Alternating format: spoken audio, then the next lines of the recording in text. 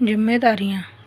एक बार की बात है, एक लड़का एक बुजुर्ग बाबा के पास जाता है। वह लड़का अपनी ज़िंदगी में बहुत परेशान था। घर की सारी जिम्मेदारियाँ उसी पर थीं और इसी वजह से वह अपने आप को भी ज़्यादा टाइम नहीं दे पाता था और बस दिन रात काम किया करता था। वो उसके दोस्तों और उसके फैमिली वालों को भी टाइम नहीं दे पाता था। उसके जो दोस्त थे वह घूमने जाया करते थे, लेकिन यह नहीं जा पाता था और इसी वजह से उसकी खुशी छिन सी गई थी।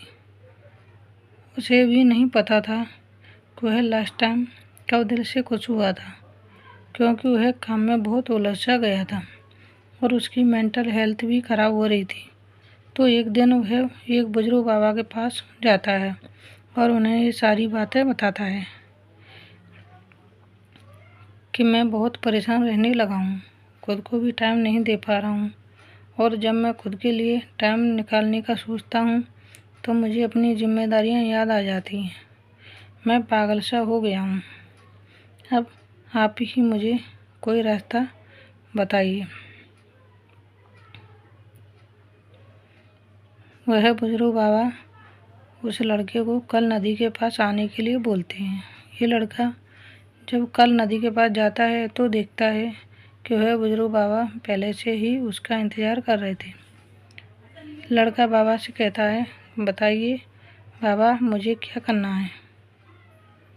तो बुजुर्ग बाबा उस लड़के से कहते हैं कि बताता हूँ, लेकिन पहले हमें नदी की उस साइड में जाना है, मतलब नदी के उस किनारे पर जाने के बाद मैं तुम्हें बताऊँगा कि तुम्हें क्या करना चाहिए।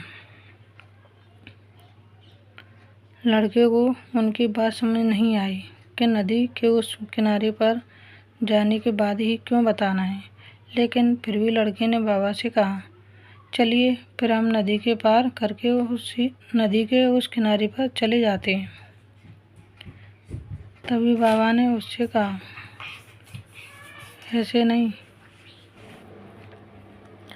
हम उसे किनारे पर तब जाएंगे जब इस नदी का पूरा पानी सूख जाएगा।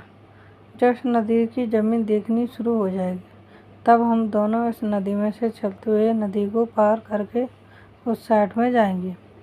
लड़के ने बाबा की तरफ देखते हुए कहा, बाबा आप क्या बोल रहे हो? जब इस नदी का सारा पानी सूख जाएगा तब हम ये नदी पार करके उस साइड में जाएंगे। तो शायद ऐसा कभी नहीं होगा, पर हम उस साइड में जा ही नहीं पाएंगे। ये बात बोलते हुए वह लड़का समझ गया कि बाबा उसे क्या कहना चाहते हैं। बाबा ने उसकी तरफ देखा और मुस्कुराते हुए कहा कि यही चीज़ मैं तुम्हें समझाना चाहता हूँ कि तुम भी अपनी ज़िंदगी में यही सोच रहे हो कि जब मेरी सारी जिम्मेदारियाँ ख़त्म हो जाएंगी तब मैं अपनी ज़िंदगी में एंजॉय करूँगा, तब मैं अपने आप को टाइम दूँगा, तब मैं मज़े करूँगा। तो ऐसा कभी नहीं हो सकता, क्योंकि जिम्मेदारियाँ कभी भी ख़त्म ही नहीं हो सकती हैं।